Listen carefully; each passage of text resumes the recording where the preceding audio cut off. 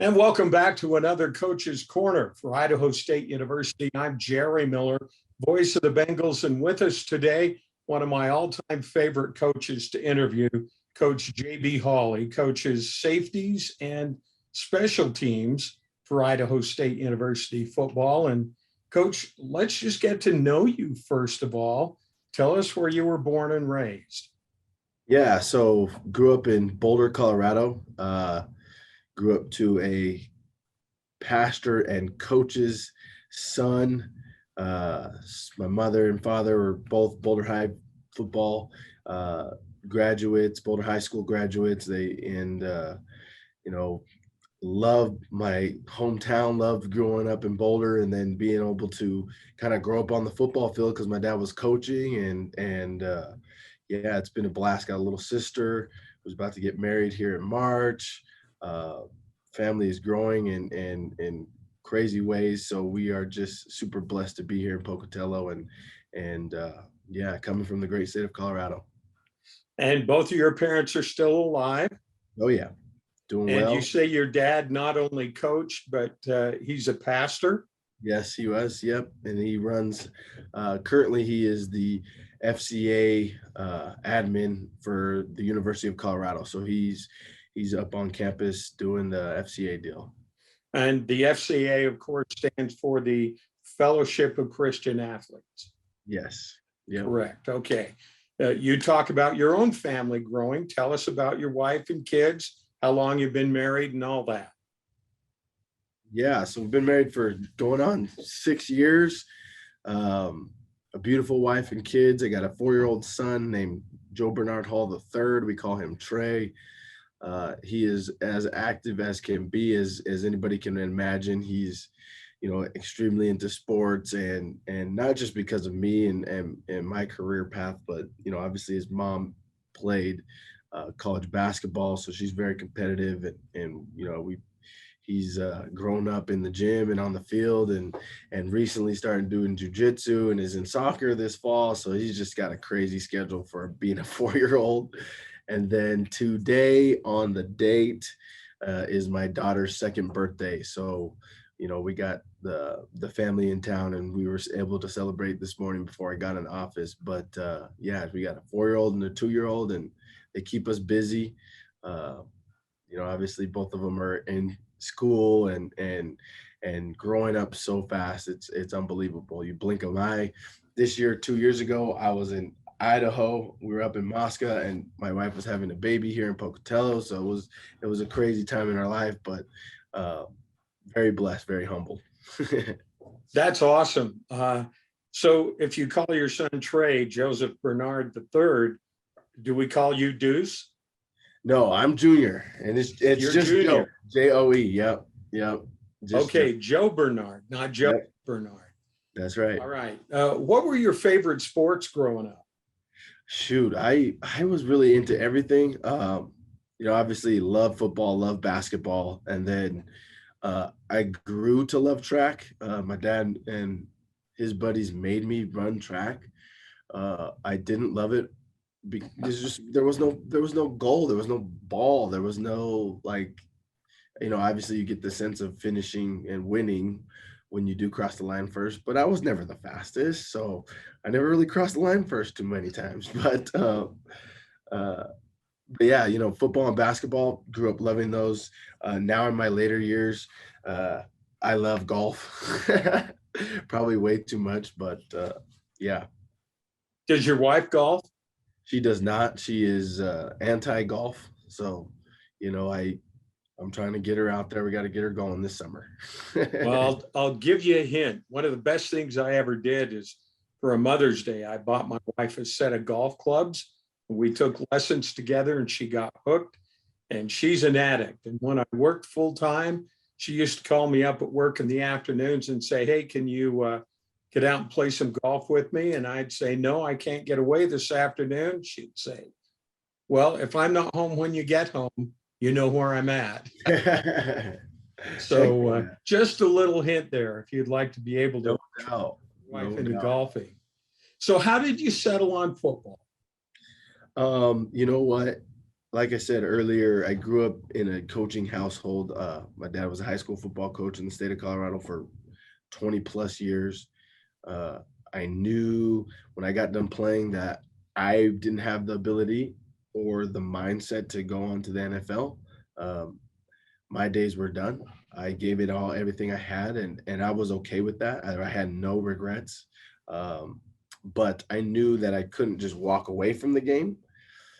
So what's the next best thing? What's the next best opportunity to be a part of something bigger than yourself than to help give back what so many coaches gave to me, which was love and respect and teaching me, you know, things way outside of the sport, about life and using the sport as that, you know, method of teaching. So I immediately knew when I literally stepped off the field on my last game as a senior that I wanted to coach, that I wanted to do, what my dad did for so many young men, what I got to see my friends' dads do, all the way growing up through high school and stuff like that. So that's why. I mean, it's so much bigger than wins and losses for me.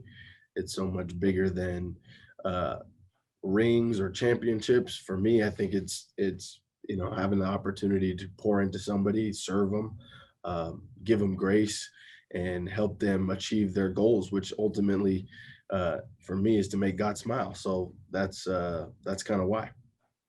That's awesome. You played college football at Adams State, but you played wide receiver, not defensive back. hmm Yeah. So throughout my playing career, obviously had a ton of great teammates, and great coaches that I was surrounded by. But yeah, when I got into coaching, Coach McIntyre, who was at the time the head coach at CU, uh, had an opportunity and an opening on the defensive side of the ball. And, you know, as a young ex player trying to get into the game, you have to take any and all opportunities, whether that's going to be on your side of the ball or where you are comfortable, or where it's going to be the opposite side of the ball, which ultimately for me has pushed my knowledge of football so much greater than it could have ever been. So, uh, yeah, when I got into being a graduate assistant, they moved me to the defensive side of the ball. You realize that there's so many similarities, from when you played and what the position you're coaching is. When I was coaching D line, and then I got moved to linebackers. So just the ability to grow and learn, the game through different lenses was huge for me. You're at ISU right now. Quickly run through your coaching resume and the road you took to get here. Yeah, so as soon as I got done playing, did my graduate assistant work up at University of Colorado, and Coach McIntyre was the head coach there. Uh, did my 2 year, 2.5 years, and then jetted up to the University of Montana. That's where I met Coach Ferreter, offensive coordinator. Developed a great relationship with him. I think for people that are trying to track down coaches, you got to just realize who they've worked with, what their relationships are, because it's all about who you know. Uh, After University of Montana, went out to California for a year, coached at Sac State for a very quick year, and then got the opportunity to come to Idaho State basically because of my relationship with Coach Ferreter. And I've met Coach Fenn throughout the years here and there, and he had some knowledge of me, and it was blessing in disguise. Having the opportunity to come here and work with a bunch of great men. Uh, I'll say this once, and I always say it. I'm never going to move my family just because of a paycheck. I'm never going to move my family because of an opportunity. I got to know that there's going to be good people there. And it was a no brainer for me. I knew that these guys were doing things the right way, training, loving kids, and trying to help them achieve their goals on and off the field. And, it was a no brainer for me. And now I'm here, and it's been awesome for me and my young family because, throughout my time being here, we've gone through a world pandemic, and being in Pocatello, Idaho, being safe here. Everybody's was pretty good about wearing a mask and obviously doing the vaccination thing. And I think, whether your opinion is yes or no, it is up to you, but being in Pokey was really, really cool because, our community bonded together and we kept each other safe, I think, for the most part.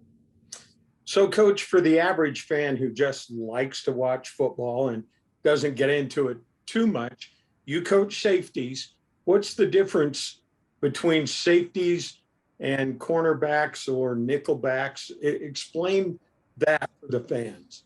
Yeah, so I think the safety position, um, you honestly and truly are the quarterback of the secondary in the defense. So you have to be able to communicate certain pressures, certain things with coverage. Um, Safeties are some of your smarter kids on the field. Just athletically, you want them to be some of the most athletic kids on the field, but I think smarts plays into a ton of how successful they can be on the field. Um, you know, they're the hybrid. They're the difference makers between the corners and the linebackers. They have to be able to cover like a corner. Obviously, their skill set's a little bit different. They align a little bit different in regards to where receivers or tight ends are lining up. And then they have to be able to fit the box and tackle well, not only in space but also in tight quarters, just like linebackers. So I think um, they're a dynamic position to coach. It's a fun position to coach because you're always doing something different on each play. And within our defense, I think Coach Cooper does a fantastic job helping me give them tools to be successful, helping me give them opportunities to be explosive, and then not only always being in coverage, but also having the opportunity to blitz and do certain things in the coverage game where we can disguise and we can talk people into throwing us the football, hopefully. So but you're you know, saying the perfect safety is linebacker tough and cornerback fast. that's right. That's right. That's And cool. those guys, they don't come around a lot, but when they do, and shoot, granted, since I've been here, right, we've had really good personnel. You think about back to 2019, you have, you know, Christian McFarland, and then you have Atkin Aguirre. I mean, these guys were excellent football players. And then, with me coming here, developing Manasseh Time, and then, acquiring Jacob Jones, who fits right into our program, right? Who does everything we asked him. And then you got, a young and up and comer who's going to be a really, really good Big Sky football player here when it's all said and done with Quantrell Walker Morris. I mean, the kid's ceilings is super high, right? And then, you add the young guys into that mix.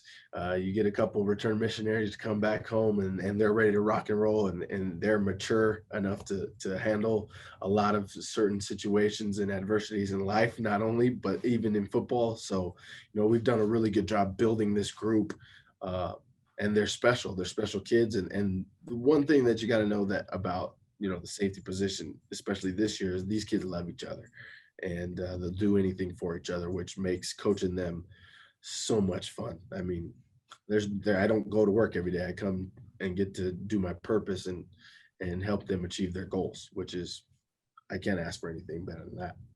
Now, you also coach special teams with David Fiafia. What Yep. are your specific responsibilities on that particular squad?